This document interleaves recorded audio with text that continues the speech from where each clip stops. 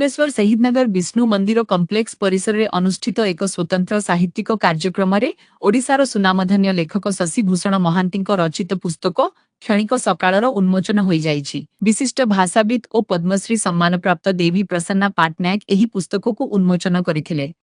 एही अवसर में उपस्थित अतिथि माने लेखक शशिभूषण महांती साहित्य साधना को भूयसी प्रशंसा करथिले। सरकारी चाकिरीरू अवसर नेबा परे श्री महांती गल्प लेखन रे निजकु समर्पित करथिले।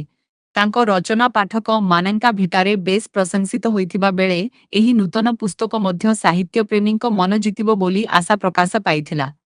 कार्यक्रम में वक्ता माने कहिथिले जे आजिर युवपीढ़ी पुस्तक पाठन प्रति आग्रही हेबा आवश्यक। पुस्तक मनीष को ज्ञान मूल्यबोध और जीवनर विभिन्न अनुभूति सह परिचित कराई थाए।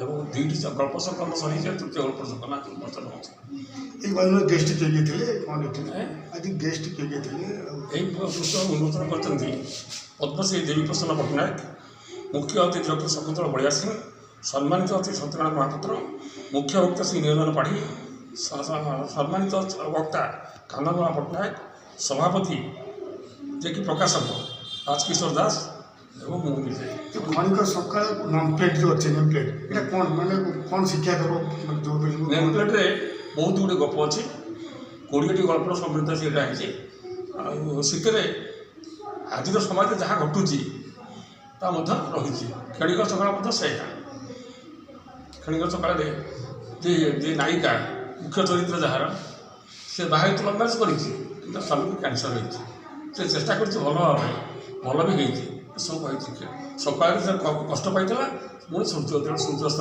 से शांति पाई यही हूँ तार मौलिकता और किसी नहीं। पाठ पाठक मैंने कौन मैसेज देवा चाहिए पाठ पढ़ने मैसेज दे मो गप बही पढ़ु मत उत्साहित करते लिखा बहीटा कौन मिल पाठ पाठ पाइबे के प्रकाशन प्रकार बस स्टाण्ड में मिले हाँ पाई मिल पारे से पठेबे सर आउ गोटे जिन हूँ आप बही को पूर्वतन मुख्यमंत्री नवीन पट्टनायक पढ़ी आज से फेसबुक रे छाड़ी ना आप जानना ना मुझे जानी से फेसबुक रे पोस्ट कर आपंकर बही को सी ये मत देवे सेटा तो फेसबुक रे आप नवीन पट्टनायक प्रोफाइल जाएंगे बहुत खुशी जड़े पूर्वतन मुख्यमंत्री से नहती जड़े विराट लेखक से बही को ये कर चिरऋणी धन्यवाद।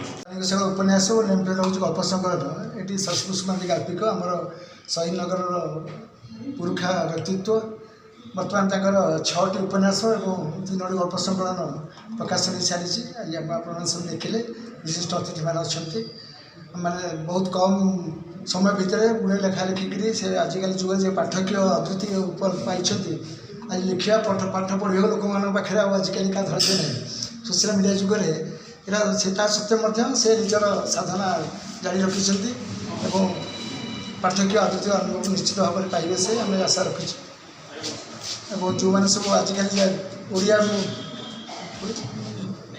ओडिया माध्यम शिक्षा तो आप लोप पाई इंग्लिश माध्यम शिक्षा माध्यम लोक मैंने आस्ते आस्ते पाश्चात्य जीवनशैली पाइले से समय भितर ये किसी कार्यक्रम है लोक मानू उत्साहित कर आम ओडिया भाषा जो श्रेष्ठ भाषा पृथ्वी श्रेष्ठ भाषा ये भाषा पृथ्वी में ना प्रत्येक भाषार जो मैंने जानी भाषा पढ़ी पाठ जानी ये भाषा ना पृथ्वी प्रथम भाषा जी कि आप शास्त्रीय मान्यता पाइला मोर भाषा भितर सृष्टि भाई बढ़िया ओडिया भाषा ओडिया भाषा हूँ प्रथम भाषा तो ये भाषा भी आम निश्चित गर्वित ये भाषा जो मैंने जी कम कर कम कर समस्त नमस्या आम समस्त उत्साह देवा और दीर्घ जीवन कामना कर बहुत लेखा दिंतु पाठ पाठ मैंने कमी जाऊँ युवपीढ़ी कौन कह मैसेज कौन देते ସେଇଟା ତ ବହୁତ ଦୁଃଖର ବିଷୟ କାରଣ ସୋସିଆଲ ମିଡ଼ିଆରେ ସେମାନେ ଇମିଡ଼ିଏଟ୍ ବେନିଫିଟ୍ ଚାହୁଁଛନ୍ତି।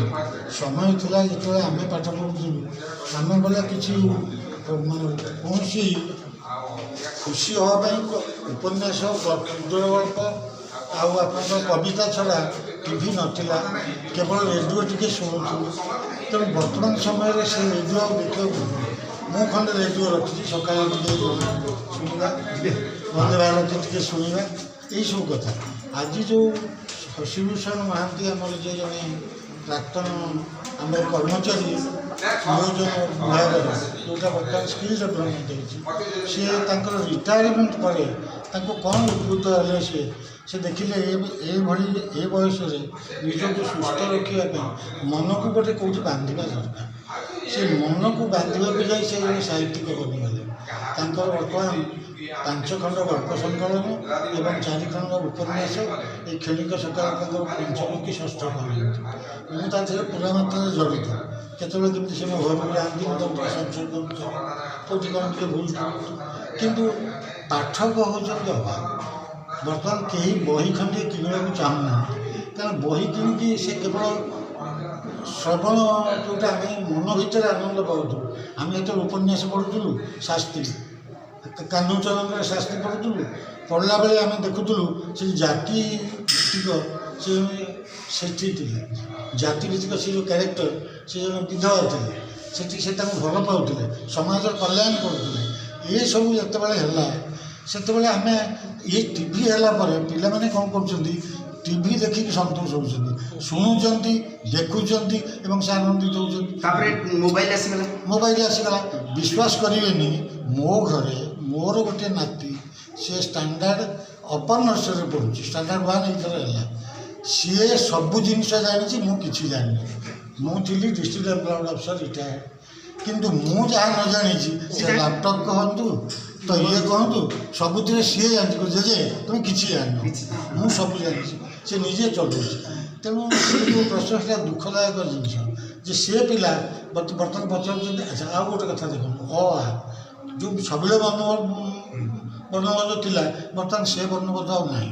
ଆମେ ଲେଖୁଥିଲୁ କାଙ୍କଡ଼, କ ଆକାରେ କା କଙ୍କଡ଼, ବର୍ତ୍ତମାନ କରେ ଆକାର ଅନୁସାର କଡ଼, ଦୁଇଟା କ'ଣ ସମାନ? ଆପଣମାନେ ଭାବନ୍ତୁ। ତେଣୁ ଅପଭ୍ରଂଶ ହେଇଛି ଏବଂ ସେ ଅପଭ୍ରଂଶ ପାଇଁ ଆମେ ହିଁ ଦାୟୀ। ଠିକ୍।